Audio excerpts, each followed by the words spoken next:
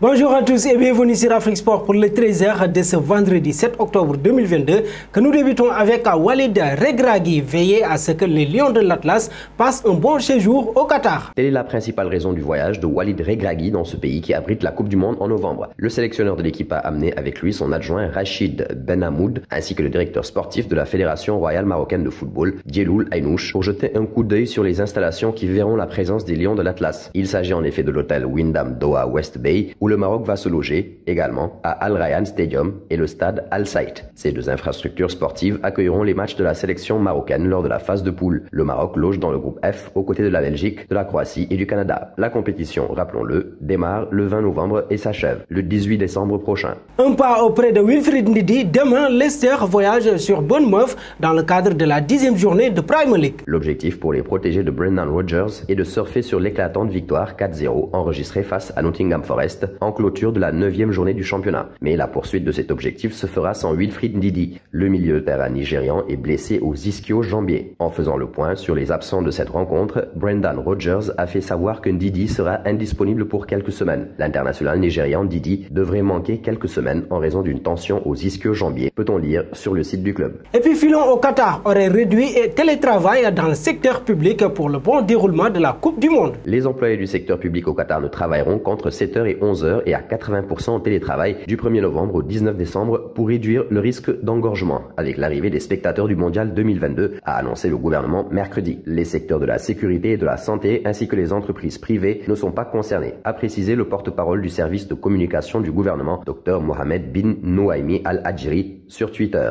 Du 1er au 17 novembre, les écoles publiques et privées seront ouvertes entre 7h et 12h, fermant plus tôt qu'en temps normal. Les vacances scolaires sont ensuite programmées jusqu'au 22 décembre. Partons au PSG. La nature de la blessure et la durée de l'absence de Nuno Mendes ont été dévoilées. Remplacé par Juan Bernat à la 67e minute de jeu, le défenseur portugais du Paris Saint-Germain souffre d'une lésion aux ischios, selon l'équipe. Le journal indique que le latéral gauche de 20 ans sera éloigné des pelouses entre 3 semaines et 1 mois. Le club de la capitale n'a pas encore confirmé l'information cependant. Depuis le début de l'exercice 2022-2023, l'ex-sociétaire du Sporting Portugal a pris part à 13 matchs toutes compétitions confondues, dont 9 rencontres et 1 but en Ligue 1. Un point en Angleterre pour parler d'Erling Haaland, une hallucinante pétition a été lancée pour exclure le Norvégien de la Premier League. Le début de saison démentiel de l'attaquant norvégien des Citizens a entraîné la publication d'une pétition visant à exclure tout simplement l'ancien artificier du Borussia Dortmund de la Premier League, le natif de Leeds n'étant pas considéré comme un être humain, mais comme un robot qui ne boxe pas dans la même catégorie que les autres joueurs du championnat d'Angleterre. Une requête évidemment humoristique qui a recueilli pas moins de 2 millions de signatures et n'aura pas de suite, et qui témoigne de l'impression de facilité et de puissance laissée par le cyborg depuis son arrivée de l'autre côté de la Manche l'été dernier pour la somme de 60 millions d'euros. Auteur toute compétition confondue de 19 buts en 12 matchs avec la tunique mancunienne,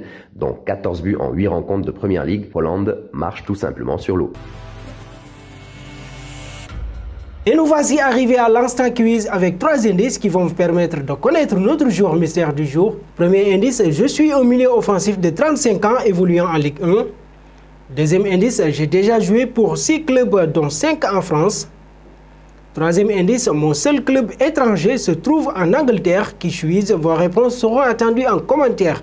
Et nos félicitations à tous ceux qui ont répondu Rhys James lors du 13h de ce jeudi. C'était le joueur à trouver puisqu'il est un défenseur de 22 ans, évoluant en Angleterre qui a joué pour 2 clubs dont Wigan. Il a rejoint son club actuel à l'âge de 6 ans. Terminons à Liverpool avec Luis Diaz. Il a révélé que lui et ses coéquipiers à Liverpool ont été vidés de perdre Sadio Mané parti au Bayern Munich cet été. La star sénégalaise qui a remporté tous les trophées majeurs possibles pendant son passage à Anfield a rejoint l'équipe de Bundesliga dans le cadre d'un contrat d'une valeur de 35 millions de livres sterling en juin. Il y réussit de bons débuts. L'équipe de Jürgen Klopp, quant à elle, a connu un début de saison lent au démarrage et n'a remporté que 2 de ses 7 premiers matchs de Premier League. Les Reds se réveillent tout doucement et ont battu les Rangers 2-0 en Ligue des Champions. Luis Diaz a ainsi évoqué le départ de Sadio Mané et de l'impact que cela a eu sur l'équipe. L'équipe a été vidée, a déclaré Diaz à TNT Sport Brasil via The Telegraph. De toute évidence, poursuit-il, c'est un joueur qui manquera à n'importe quel club.